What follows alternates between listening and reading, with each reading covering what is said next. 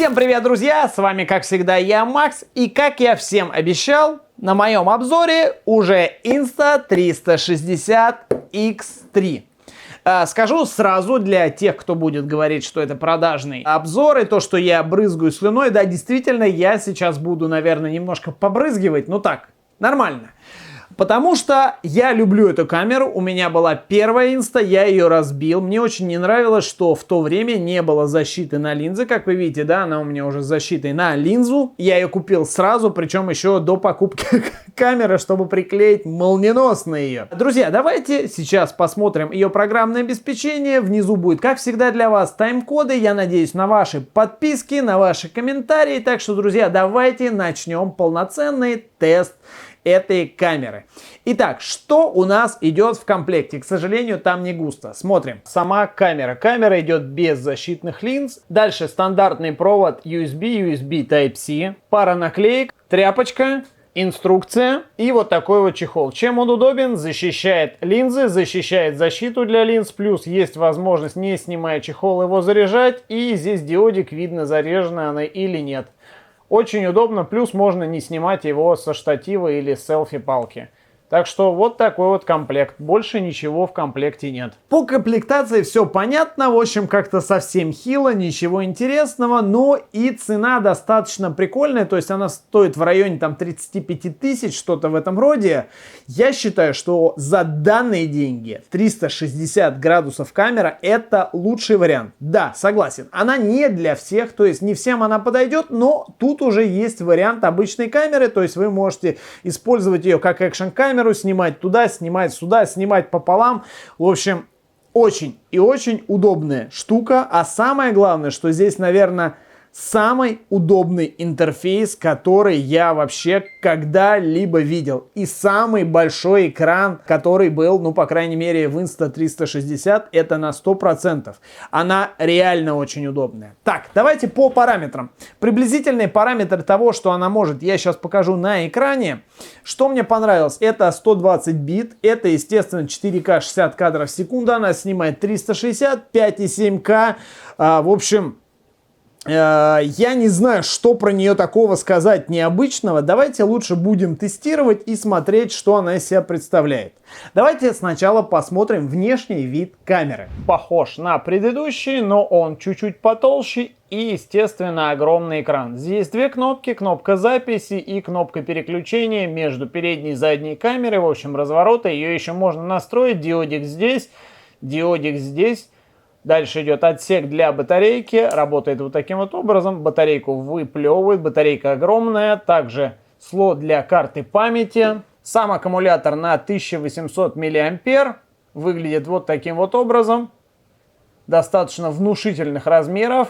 Главное, обязательно следите, чтобы она защелкнулась, чтобы здесь не было оранжевых маркировок, то есть до конца защелкивайте ее. Сверху у нас идет вот такое вот окошко для Type-C, оно еще снимается. Вот таким вот образом его можно отсоединить. Для чего это нужно? Лично в моем случае я купил вот такой переходник, через него можно одновременно заряжать и плюс можно подключить микрофон. Цепляется он вот таким вот образом намертво. Вот этот отсек, он не открывается, это, я так понимаю, звуковой сигнал, звук, здесь опять микрофон, две кнопки, кнопка включения, кнопка быстрого меню. Снизу у нас идет резьба под штатив, стандартная. Здесь у нас еще один микрофон. В общем, выглядит все достаточно прилично. Здесь еще один микрофон. В общем, с микрофонами у нее, поверьте, все отлично. Итак, мне уже не терпится показать вам ее огромный экран. Давайте на него посмотрим и посмотрим меню, которое, на мой взгляд, одно из самых удобных меню, которые я видел на экшн-камерах. Итак, переходим к нашему огромному экрану. Внизу у нас можно поменять разрешение, нажимаем на камеру, можем поменять HDR фото, фото, видео, актив HDR, таймлапс, таймшифт, bullet time. Циклическая запись — это обычная запись, как на регистраторе в машине. Starlapse, к сожалению, я ничего не заснял, потому что звезд у нас никаких нету. Серийная съемка, интервальная съемка и опять HDR фото, фото, видео. Допустим, вы выбираете видео, выбираете 360 градусов, либо, соответственно, одиночный. А вот у нас сейчас стоит 5,7К, 30 кадров в секунду, можно выбрать 4К, 60 кадров в секунду, ну, соответственно, либо 25, 24, 5,7К. Тут все элементарно. Чтобы поменять ракурс, можно поменять так. Привет. Можно поменять так. Также можно переключиться на одиночную камеру. Видите, таким образом. Соответственно, и в другую сторону. На одиночной камере у нас можно выбрать угол обзора. Сейчас стоит 9:16 и 16:9. В общем, как вам больше нравится. Дальше. Разрешение максимальное 4К, 30 кадров в секунду. То есть 4К, 30 кадров в секунду. Вот она обычно идет запись. То есть это как экшн камера у вас снимает. Дальше давайте пройдемся по меню. Тут у нас идет контроль громкости. Низкая, средняя, высокая. Дальше. Светодиодные индикаторы. Вот они внизу здесь загораются. Дальше у нас идет виброотклик, очень удобная штука, вы чувствуете ваше нажатие. Дальше у нас идет ракета, Quick Capture, включена, выключена. Дальше у нас идет настройки звука, очень удобно вот здесь настраивается все. Дальше у нас идут AirPods, можно подключить. К сожалению, обычные наушники блютусовские не подключаются, сразу говорю. Bluetooth пульт, у меня его тоже нет, попробовать не могу. Дайверский кейс, соответственно, обрезать будет из-за него яркость экрана. Очень плавно регулируется, ну тут тоже все понятно.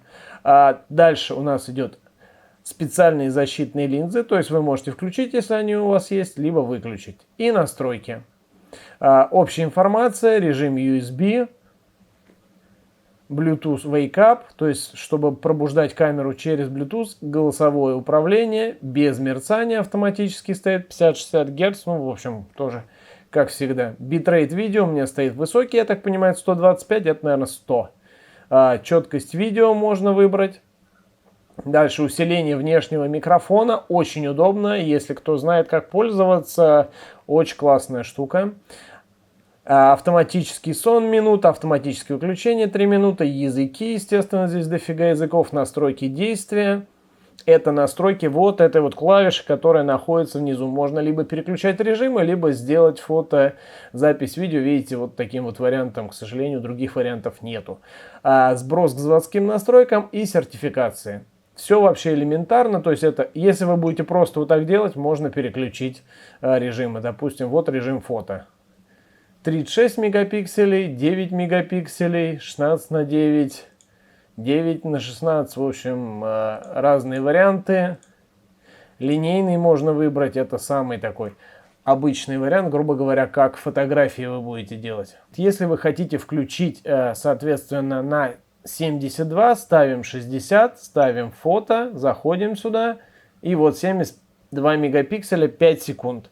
Фотографии 72 мегапикселя, ну, выглядят прикольно, я не знаю, лично мне это не особо нужно, но вот вы видите, как они смотрятся, вполне пригодные, мне кажется. Ну, я не использую ее просто как фотокамеру, поэтому я вообще, в принципе, ни одну экшн-камеру не использую как фотоаппарат. Мне кажется, на телефон сейчас гораздо удобнее сделать. Ну, смотрите сами, это уже каждому свое. Дальше, если мы делаем вправо, у нас выходят настройки, то есть автоматически можно менять, что хотите, ручные настройки, автонастройки, ну, то есть для тех, кто любит. Влево нет файлов, вы можете просматривать ваши файлы, соответственно, по большому счету, каких-то больше изменений нет. А если мы нажимаем кнопку быстрого меню справа, вот здесь она находится, мы попадаем в меню, которое можно настроить самим. Видите, пользовательское, и сейчас стоят у меня еще какие-то лыжи. Заходим, допустим, в пользовательское, вот оно уже настроено. Да, это 1080. Можно все это дело, естественно, перезаписать. Как хотите, можете настраивать, как вам удобно. В общем, очень просто, очень хорошо. И самое, что классное, то, что экран очень кликабельный, он офигительно откликается. Вот реально офигенно откликается. У меня нет никаких к этому вопросов. Видите, в 360 появляется Active HDR. таймлапс, таймшифт. Таймшифт очень удобно, тоже настраивается 5,7К, 30 кадров в секунду. Что у нас еще? Bullet time, он автоматически ставится, 4К, 120 кадров. Можно поставить 180, если вы хотите, чуть помедленнее, чтобы все это было, но 4К как-то мне больше, например, нравится. Циклическая запись тоже можно поставить. Настройки, продолжительность, видите, кусочков, которые будут у вас оставаться. И плюс еще вы можете вот так нажать, да, покрутить, посмотреть. Вот я сижу, видите, мои ручки, можно посмотреть на потолок. У меня сейчас все выключено, правда, но вот так вот. Интимчик у меня такой вот внизу. Чем, естественно, выше вы поднимете, исчезнет ваш этот. В общем, очень удобно, офигительное меню, на мой взгляд, очень удобно пользоваться, очень классное. Можно просто вот так сбоку выключить экран, включить экран, подержали, камера выключается. Да, я уже говорил, что касается управления, когда она находится в воде. Она, во-первых, если вы кладете ее в кейс, она блокируется. В общем, она пытается заблокироваться сразу, чтобы вы случайно не могли ничего нажать, потому что то вода нажимает, то еще что-то. В общем, я пытался у себя в аквариуме что-то понажимать, толку никакого. В общем, это неудобно. Что касается водонепроницаемости и всех вот этих отверстий, которые я вам показал, она у меня находилась под водой, к сожалению, очень долго. Я ее опустил вот таким вот образом в аквариум, да, вы видите сейчас это на экране. Что могу сказать? Я что-то как-то забыл про нее и ушел. Вернулся через полчаса, у меня, в общем, сейчас видос там чуть ли не на 20 гигабайт, просто как плавают рыбки. Если сравнивать с обычными экшн-камерами, там, от DJI, от GoPro, она снимает гораздо хуже, на мой взгляд. Так что для подводного либо надо использовать кейс специальный, возможно, он что-то улучшит, к сожалению, я не пробовал, либо не брать ее под воду. Да, попрыгать в бассейне, все это классно, все это здорово, но такого качества изображения, как у GoPro, точно не будет. Я ее вытащил, сполоснул в обычной воде, плюс того, что не протекли вот эти линзы, которые оригинальные, которые стоят, по-моему, 1200 рублей. В общем, ничего не протекло, ничего не запотело, хотя вода там достаточно теплая, да, и в комнате тепло, ничего не промокло, батарею я уже после этого, естественно, вытаскивал, смотрел, в отсеке все сухо, каких-то проблем нет, в отсеке с Type-C тоже все сухо. В общем, что касается водонепроницаемости, они молодцы, сделали все здорово, главное следить за защелками, иначе будет жопа. Здесь написано, что она погружается на 10 метров, но если вы занимаетесь дайвингом, я думаю, вы понимаете, вам все равно придется купить бокс для подводного плавания, в общем, и тогда у вас проблем никаких не будет. Что касается управления через смартфон, я считаю, что там тоже одна из самых продвинутых программ. Давайте ее посмотрим. Мы не будем углубляться в режим редактирования, потому что там прям огромное количество, но так поверхностно все потихоньку с вами пройдем. Итак, чтобы подключить камеру, нужно включить у нас Bluetooth.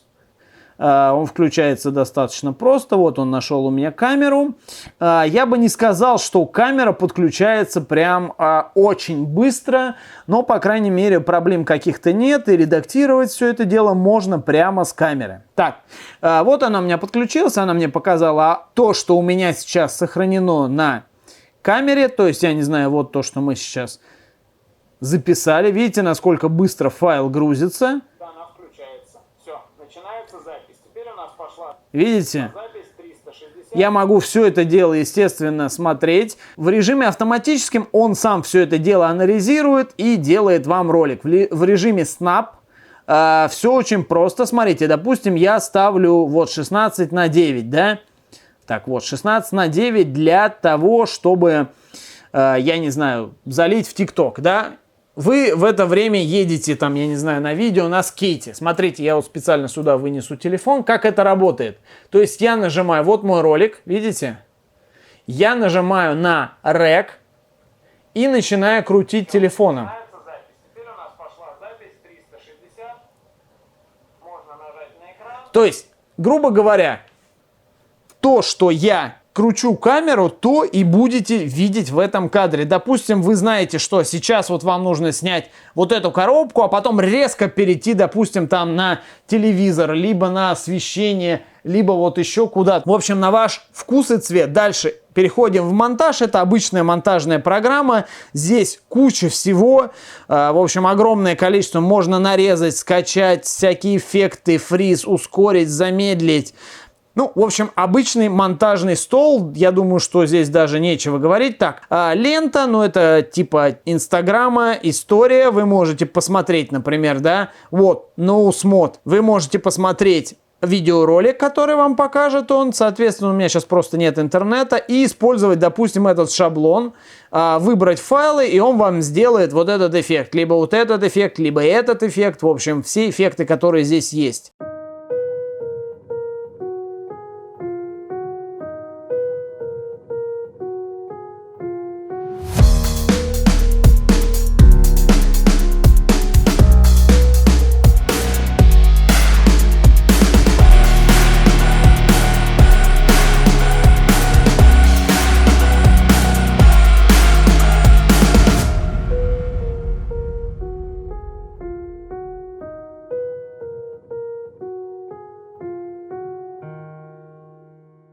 Флэш-кат еще есть, то есть это маленькие видеоролики красивые. Я, допустим, сделал ролик, как я ехал, вот такой режим.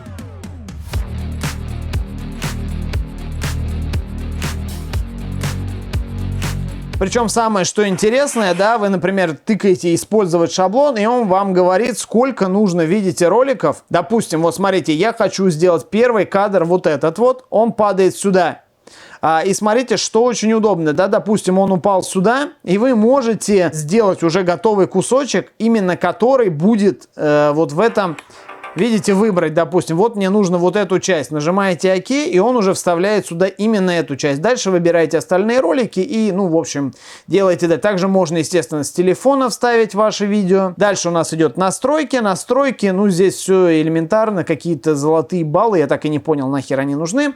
Сообщество Инстра, так, это нам не нужно стать партнером, подключить камеру, информация о прошивке, естественно, здесь вы все это дело обновляете, хранилище, сколько у вас свободно, сколько занято, куда вы будете все переписывать, настройки Wi-Fi, почему-то половина по-китайски, информация о камере, дальше у нас обновить GPS-пульт, но у нас его нету, язык, очистить кэш, официальный водный знак можно включить, можно, допустим, здесь вот его, видите, настроить, я не знаю, вот можно хоть шестеренку сделать, хоть инста, в общем, все, что хотите. Это будет на самой вот руке, когда он будет убирать вашу селфи-палку. Включить режим прокси при подключении камеры, чтобы он сделал маленькие файлы, чтобы вам было проще, грубо говоря, монтировать. Ну, по большому счету все. И дальше переходим в саму камеру, то есть, ну, по сути, управление камерой, вот как это выглядит, да, вот камера стоит у меня в упор, вы можете посмотреть, да, к сожалению, все не очень четко, но выглядит как-то так. Естественно, можно переключать HDR, можно переключать фотографии. В общем, ну, все то же самое, что можно переключать на самой камере. Плюс, если вы подключите телефон, у вас будет возможность выбрать платформу для трансляции видео. Ну, естественно, какая у вас есть. То же самое, настройки ручные. Здесь у нас можно посмотреть обучение. Здесь у нас можно выбрать вот таким вот образом все, что есть. Мне кажется, что очень удобное приложение. И самое, что интересно, оно работает достаточно быстро. Вот смотрите, да, открыли, 360, хоп, переделали в стандартную камеру. Ну, не знаю, мне очень нравится. Естественно, здесь крутить нельзя. То же самое настройки, можно, видите, посмотреть. Вот стандартный, супер широкий, экшен. Экшен какой-то вообще шарообразный, широкий. Но мне кажется, надо использовать либо супер широкий, либо линейный, если уж вы снимаете как на обычную камеру. Для чего я ее себе приобрел снова, так сказать? Во-первых, очень удобно снимать какие-нибудь электрические виды транспорта, где ты едешь, где ты один, ты можешь прилепить ее на палку, можешь положить ее, я не знаю, в рюкзак на селфи-палке, можешь держать на вытянутой руке и не париться о том, что что-то не попадет в кадр. Потому что до того момента, как она мне пришла, потому что прошлую я разбил, и я заказал эту, я снимал на GoPro.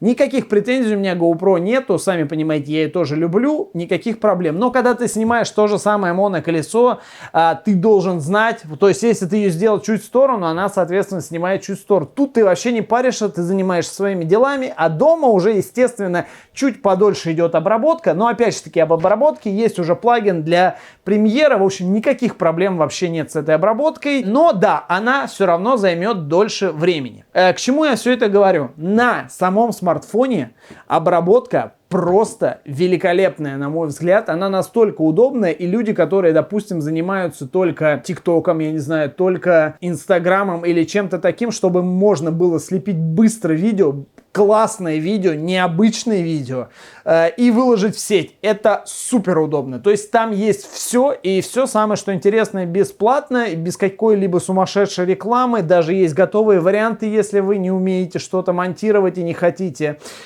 Есть глубокое отслеживание. Это офигительная штука. То есть вы в телефоне во время просмотра ролика помечаете себя, как, я не знаю, в DJI квадрокоптерах, и она отслеживает вас везде. То есть если вы будете ходить вокруг камеры и что-то рассказывать, чтобы все это дело отредактировать, вам просто нужно пометить человечка на вашем смартфоне, он все это дело отследит, нажмете экспорт и получите обычный файл в вашей галерее, и, соответственно, можете его размещать где хотите. Естественно, есть вариант такой, что ты снимаешь, как бы ты ее ни крутил, 360 градусов, что хочешь, она будет снимать все ровно, горизонт не будет пропадать. На мой взгляд, стабилизация отличная. Давайте сейчас посмотрим стабилизацию ночью, стабилизацию днем и сравнение, допустим, с той же десяткой. Кстати, друзья, совсем скоро у меня должна появиться еще Action 3 и, естественно, GoPro 11. Как же без нее? И мы можем сравнить, по крайней мере, визуально, как это будет выглядеть. Поехали! Сейчас запись идет на GoPro 4К 30 кадров в секунду и на Insta360 тоже 4К 30 кадров в секунду. Сейчас попробую пройтись, и вы посмотрите, как это выглядит. Держу, естественно, на все на вытянутой руке. И скажите мне, где лучше звук. Раз, два, три, четыре, пять. Это канал Шестеренка. Звук пишется на Insta360X3. Раз, два, три, четыре, пять. Это GoPro 10. 4К 30 кадров в секунду. Как-то так. Если вдруг будете использовать Insta360 как обычную камеру Action, то выглядеть будет вот таким вот образом. Это максимальное разрешение в данном режиме. То же самое 4К 30 кадров в секунду и на 10-ю GoPro, и на Insta360X3. Сейчас я сбоку.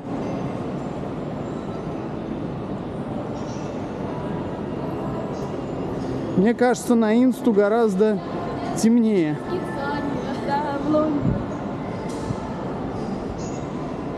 И вот такой вот режим. Типа режим Инстаграма. Не знаю, у меня такое впечатление, что инста гораздо темнее снимает, по крайней мере, в однолинзовом режиме, так сказать.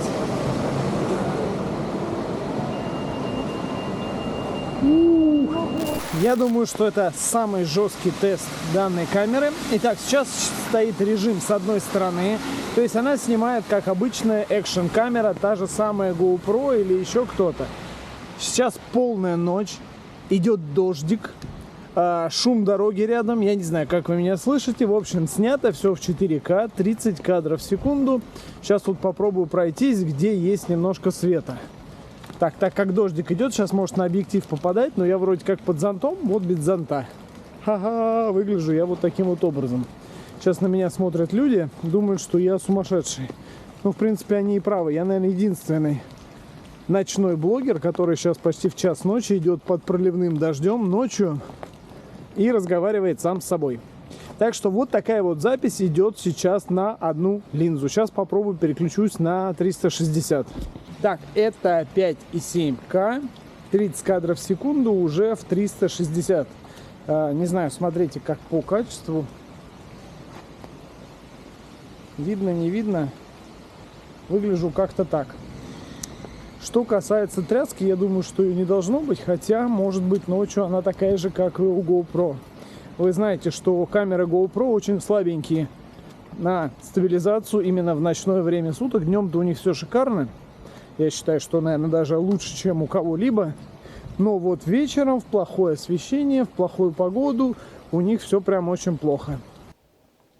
Со стабилизацией, на мой взгляд, это просто офигенно, потому что, ну да, вы понимаете, что она предназначена для каких-то велосипедистов, для экстремальных видов спорта. Это будет просто супер, там, с прыжками с парашюта. Если даже прилепить ее на дрон или опустить под воду, все будет очень здорово, очень классно. Но минус камеры 360 это торчащие линзы, как все знают.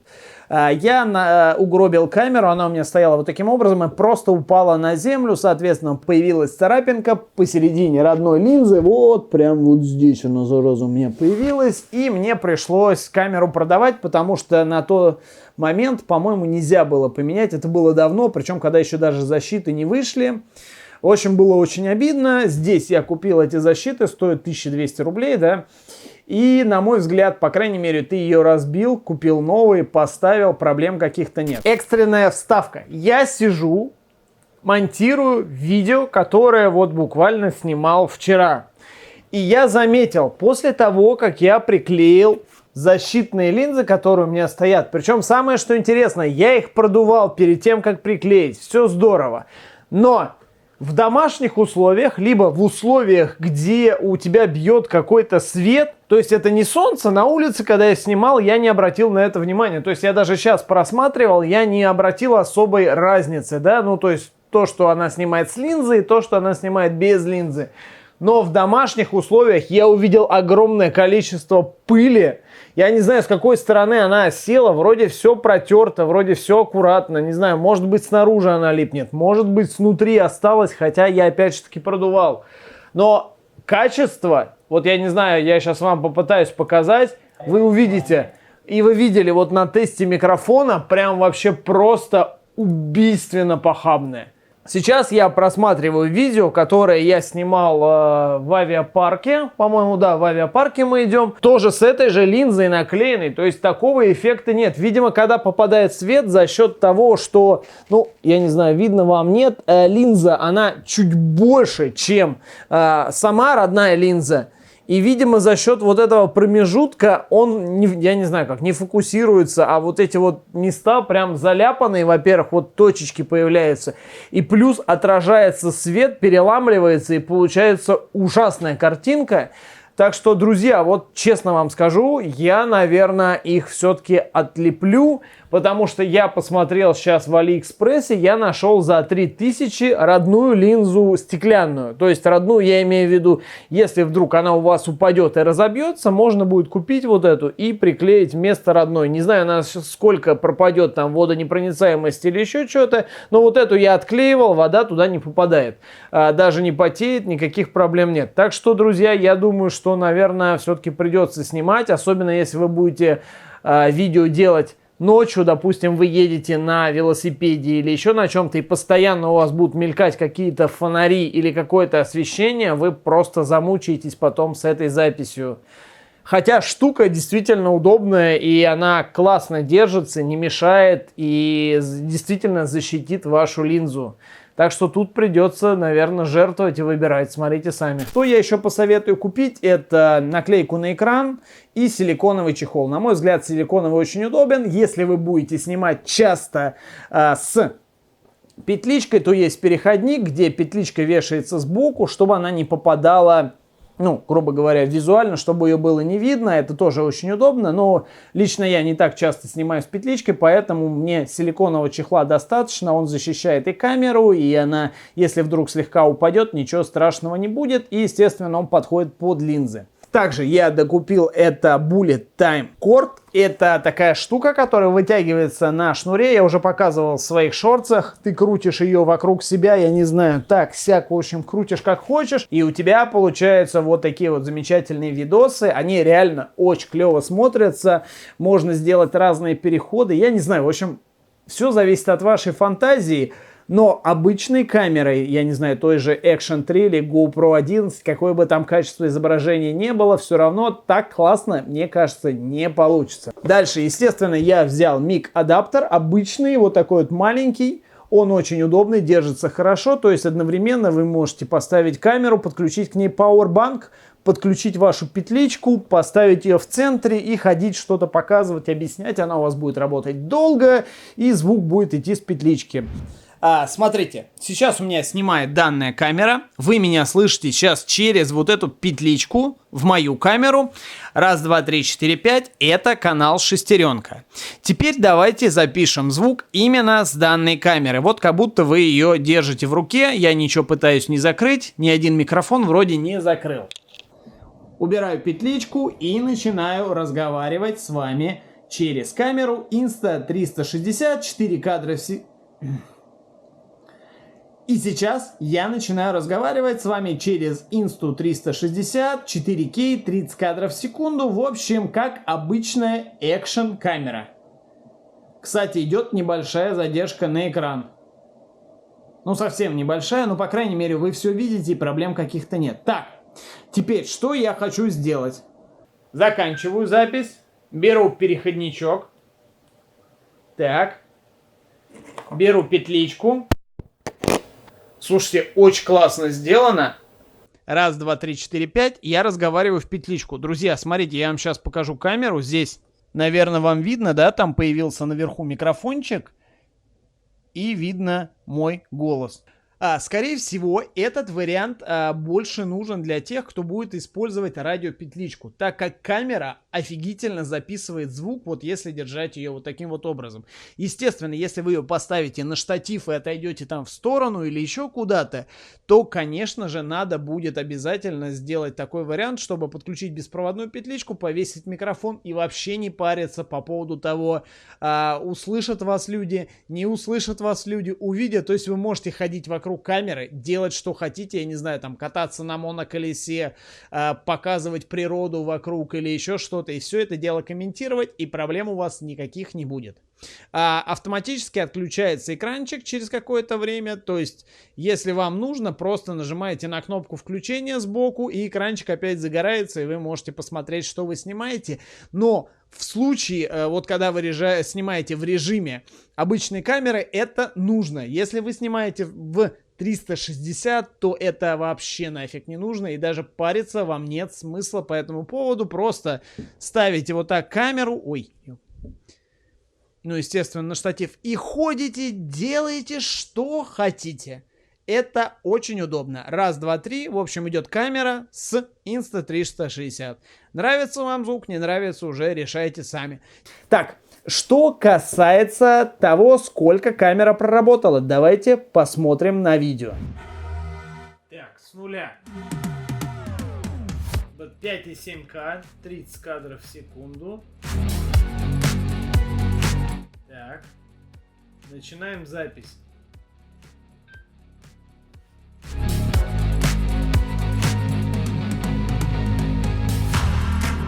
«26 градусов спустя 3 минуты. Сейчас посмотрим через 20 минут.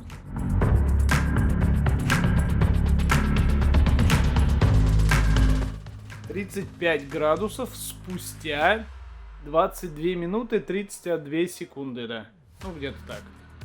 35 градусов. Ну, пока не отключается.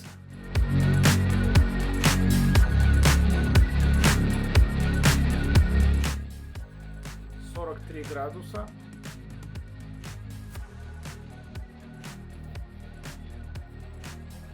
Камера пока не отключилась.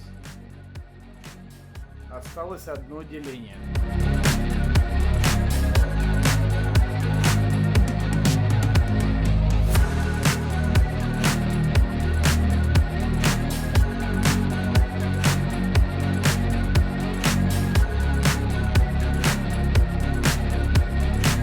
Так, результат вы видели сами. Она работала в нормальной температуре, то есть в комнатной. У меня включены батареи, здесь реально жарко. Она нагрелась достаточно прилично. Самое максимальное, что она у меня вообще нагревалась, это 45-46 градусов. Но, друзья, она не отключалась, каких-то сбоев не было.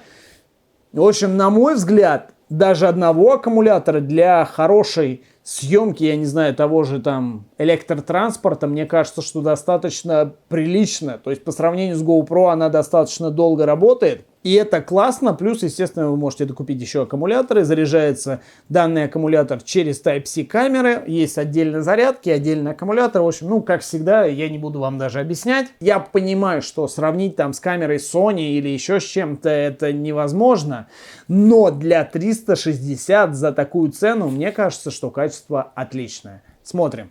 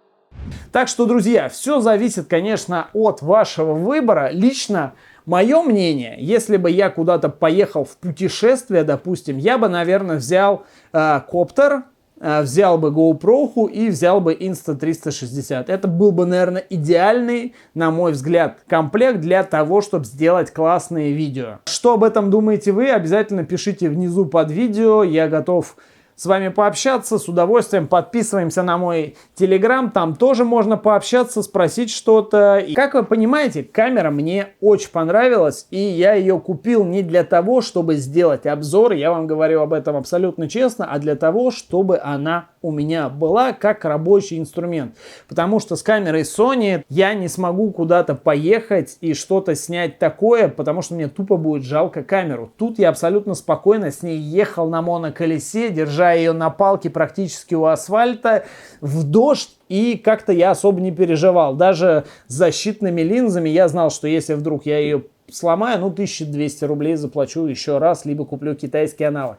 Камера классная, мне лично очень понравилось. Конечно, качество на большом экране гораздо хуже, чем вы видите на телефоне, но, по крайней мере, лучше вариантов пока нет. Есть, естественно, более навороченная с дюймовой матрицей. Она получше снимает ночью. Честно говоря, дневной вариант, я бы сказал, что не особо отличается с учетом цены. То есть, да, если брать эту 35, то, по-моему, стоит 60. Мне кажется, что такой разницы прям нету. Так что, если вам нужна недорогая камера хорошего качества, это отличный вариант. С вами был я, Макс. Это канал Шестеренка. Всем удачи, всем пока.